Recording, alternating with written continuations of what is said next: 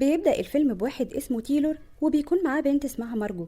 والبنت دي تيلور بيكون دافع لها فلوس علشان تروح معاه المطعم مشهور في جزيرة اسمها هوريسون، لأن المطعم ده بيكون مش بيدخله غير الكابلز. وبنعرف عن المطعم ده كمان إن أكله غالي جدا، وعلشان كده مش بيروحوا غير الناس الأغنياء وبس.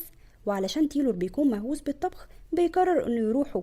ونشوف باقي الناس اللي رايحين للمطعم بيتجمعوا كلهم في مركب علشان تنقلهم الجزيرة، وبتكون في انتظارهم مساعدة الشيف اللي بيكون اسمها أليسا، واللي بتعرفهم على الجزيرة والمطعم، وبتوري لهم اللحمة اللي بيستخدموها في المطعم، وبتقول لهم إنهم بيسيبوها فترة طويلة علشان طعمها يكون مختلف عن باقي المطاعم. وبنشوف إن كلهم مبسوطين جدا علشان أخيرا حققوا حاجة كان نفسهم يعملوها من زمان، ما عدا مارجو طبعا، الا انها بتكون جايه مقابل انها تاخد فلوس من تيلور وبس. وبتفضل اليسا تتكلم معاهم، وبنعرف منها ان كل اللي شغالين في المطعم بيقعدوا في نفس الجزيره علشان يقدروا يهتموا بالاكل وبالزباين. وبيوصلوا اخيرا للمطعم، واول ما بيدخلوا بتلاحظ مارجو وجود رجل اعمال اسمه ريتشارد، بس بتعمل نفسها مش عارفاه علشان بيكون قاعد مع مراته. وبتروح وتقعد على الترابيزه مع تيلور. وبنشوف جوليان واللي بيكون الشيف وصاحب المطعم في نفس الوقت، ونعرف انه اشهر شيف في امريكا كلها. ويبدا ينزل لهم وجبات صغيره يبداوا بيها الاول، وبيعرفهم نظام المطعم ماشي ازاي. وهو بيكون عباره عن قائمه معموله لكل زبون علشان ما فيش حد ينزل له نفس الاكل مرتين. وبيقول لهم ان كل طبق هينزل لهم هيحكي عن حاجه من ذكرياتهم. وبينزل لهم الطبق الاول وبيبداوا ياكلوا، وكل واحد بيقول للتاني رايه ايه. وقبل ما ينزل لهم الطبق التاني بيعرفهم الشيف الطبق ده عبارة عن ايه، وبيقول لهم ان هما مش هياكلوا عيش لان هو شايف ان ده اكل الناس الفقراء، ولكن هياكلوا مكونات العيش واللي بتكون عبارة عن مية وزيت وشوية صوص. وبتقرف مارجو جدا وبتقرر انها مش هتاكل. فبيلاحظ الشيف وبيتضايق جدا منها ويروح يتكلم معاها، فبتقوله انها مش جعانه دلوقتي. ويجي وقت الطبق الثالث، وقبل ما ينزل بيقول لهم الشيف ان ده اسمه طبق الذكريات، وان كل واحد منهم هيشوف ذكرياته مرسومه على العيش. وبيحكي لهم ان الطبق ده بيفكروا لما ضرب بابا بالمقص في رجله علشان كان بيدافع عن مامته. واول ما بينزل الطبق بيشوف كل واحد منهم فعلا سر خاص بيه مرسوم على العيش. ونبدأ بتيلور اللي بيكون مرسوم على العيش بتاعه ذكرى ليه وهو قاعد في مطعم وبيصور الأكل، وده طبعا كان ممنوع يحصل. وأما عن ريتشارد فبيكون مرسوم على العيش بتاعه ذكرى ليه وهو مع مارجو في مطعم لوحدهم، وبيكون في 3 أصحاب قاعدين مع بعض. بيظهر على العيش بتاعهم الفواتير اللي بيزوروها في شركتهم، وبيبان على الناس الخوف لأن المفروض إن الأسرار دي محدش يعرفها غيرهم. وبينادوا على أليسا وبيسألوها مين اللي عرفهم الأسرار دي، فبتقول لهم إنها مش هتقدر تقول لهم لأن دي أسرار شغل.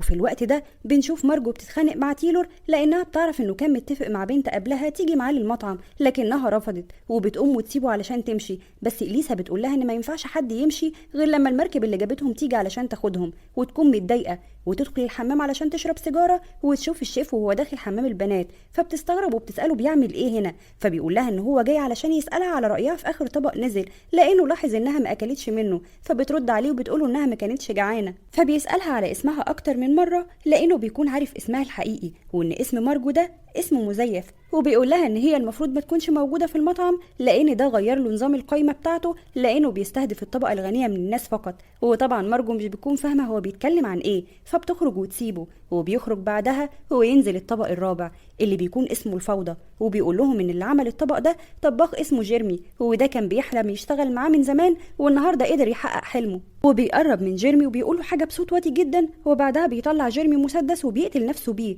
وبيخاف كل اللي موجودين ومش بيبقوا فاهمين الشيف قال له ايه ولا هو عمل كده ليه، بس بيضحكوا على نفسهم وبيقولوا ان ده كله اكيد تمثيل علشان يسلوهم لانهم دافعين فلوس كتيره علشان يجوا المطعم ده.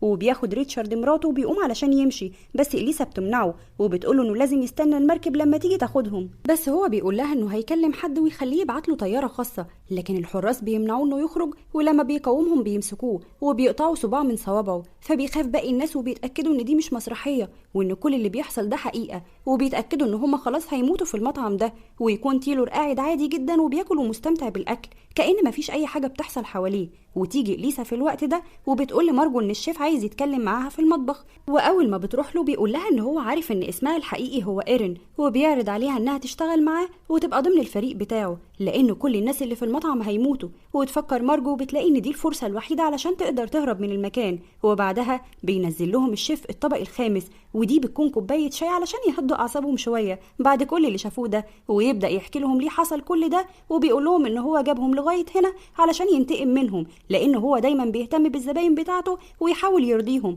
لكنهم دايما بيتعاملوا معاه الطبقيه، وعمر ما حد فيهم اهتم بالاكل اللي بيعمله. وبيروح لريتشارد ويساله عن اسم اي طبق من اللي اكلوا من شويه في المطعم، بس ريتشارد بيكون مش فاكر اسم اي طبق، وبيقول لهم ان هم كلهم زي ريتشارد، علشان كده هو قرر ينتقم منهم كلهم مره واحده، لان محدش مهتم باللي بيعمله ولا مقدرين تعبه. وبيقول لهم ان محدش فيهم هيعرف يهرب لان المكان معزول تماما، وبيصرحهم بانه مش صاحب المطعم، وبيوري لهم صاحب المطعم الحقيقي وهو متعلق ومربوط، وبيعرفهم ان هو عمل فيه كده علشان يكون هو صاحب المكان. وفي نفس اللحظه دي بيموته وبيخلي المساعدين بتوعه يغرقوه في الميه. ومن كل اللي شفناه ده بنفهم ان هو مريض نفسي. وبيروح الشيف للمكتب بتاعه وبتروح وراه مارجو وبتضحك عليه بالكلام وبتقوله الكلام اللي هو حابب يسمعه، زي ان هو عبقري واكله حلو جدا ومختلف تماما، وبتعرفه ان هي هتشتغل معاه. فبيوافق الشيف فورا. وبنشوف كل الناس وهم خارجين بره المطعم علشان هيتقدم لهم الطبق السادس، واللي بتكون عاملاه مساعده الشيف اللي بيكون اسمها كاثرين، وبتقول ان هي اطلقت على الطبق ده طبق الانتقام علشان تنتقم من الشيف. وبتطلع مقص فجأة وبتضربه بيه في رجله، لكنه مش بيحصل له حاجة،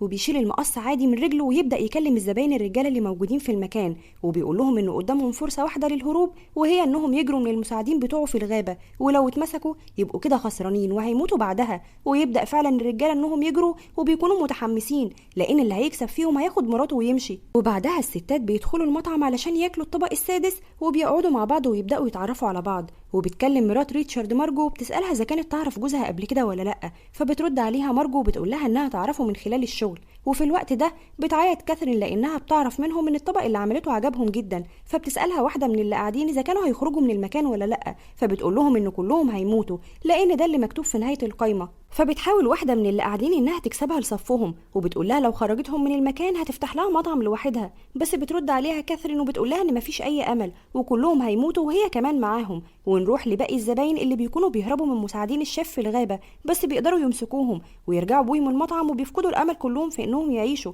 وبيقول لهم الشيف ان فاضل لهم طبق واحد بس وبعدها هيموتوا كلهم. وبيتكلم الشيف مع تيلور، وبنعرف ان تيلور اجى المطعم وكان عارف انه هيموت، فبيستغرب الشيف جدا وبيسأله ليه جيت وانت عارف انك هتموت. فبيرد عليه تيلور وبيقول ان هو كان نفسه يدوق اكله، وكده بيكون قدر يكسب ثقة الشيف بالكلام ده لانه بيحبه يسمعه جدا وبيخليه يشتغل معاه في الفريق. واول ما بتسمع مارجو الكلام اللي تيلور قاله بتتعصب جدا وبتجري عليه وبتضربه. وبعدها بنشوف تيلور وهو بيعمل طبق للزباين زي ما الشيف قاله بالظبط، وبيكون متوتر جدا لانه اول مرة يطبخ، واول ما بيخلصه بيدوق الشيف وبيكون طعمه وحش قوي، فبيقرب منه الشيف وبيقول له حاجة بصوت واطي. وبيمشي تيلور وبيروح أوضة، وبعدها بتشوفه مارجو وهو شانق نفسه، وبينده لها الشيف وبيقول لها انه عايزها تشتغل معاه، وبيديها مفتاح المخزن علشان تجيب حاجات من هناك. فبتاخده مارجو وبتمشي، واثناء ما بتكون في الطريق بتفكر تهرب، لكنها بترجع في تفكيرها لان عارفة لو هربت هيدوروا عليها ويمسكوها، لان مفيش وسيلة تطلع بيها بره الجزيرة. وتدخل المخزن وبتلاقي سكينة فبتاخدها معاها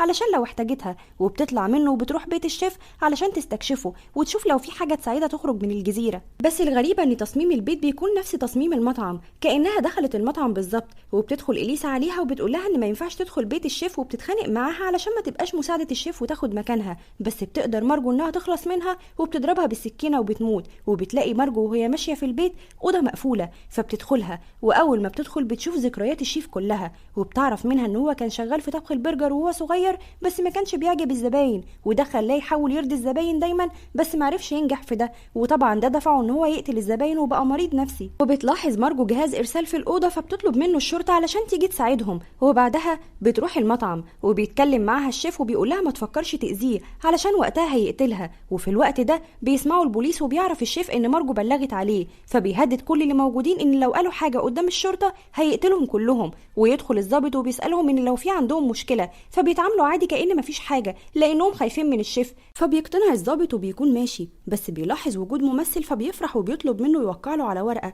لانه بيحبه جدا. فبيوافق الممثل وبيكتب له في الورقه انه يساعدهم. فبيرفع الضابط المسدس على الشيف وبيخليه ينزل على الارض، وكلهم بيبداوا يحكوا للضابط على اللي حصل. وفجاه بيضحك الضابط عليهم ونفهم ان هو شغال مع الشيف، وبيقول لهم الشيف ان كلهم هيموتوا ومفيش امل للهروب، بس لازم ياكلوا الطبق الاخير الاول. وبيوجه كلامه لمارجو بيقول لها ان هي كمان هتموت معاهم لانه اداها فرصه وهي خانته. فبترد عليه مارجو وبتقوله ان هي جعانه سنة ونفسها قبل ما تموت تاكل برجر بالجبنة. وهنا بتكون مارجو بتلعب بيه وتشتته، لأنها لما دخلت الأوضة بتاعته عرفت نقطة ضعفه، وبيروح الشيف يعمله لها بسرعة وبيكون متأثر جدا لأنه افتكر الماضي، وبيقدمه لها ويفضل مستنيها تخلص علشان يعرف رأيها. وبتخلص وبتقوله إن هي عايزة باقي الأكل تاخده معاها وهي ماشية، فبيوافق الشيف وبيلفه لها وبيديه لها وبيوصلها للباب علشان تخرج عادي ولا كأن حاجة حصلت. وبكده بتكون مارجو قدرت تضحك على الشيف وتخرج من المطعم بكل سهولة. وأما باقي الزباين فالشيف بيلبسهم لبس غريب كده وبيقدم لهم الطبق السابع والأخير،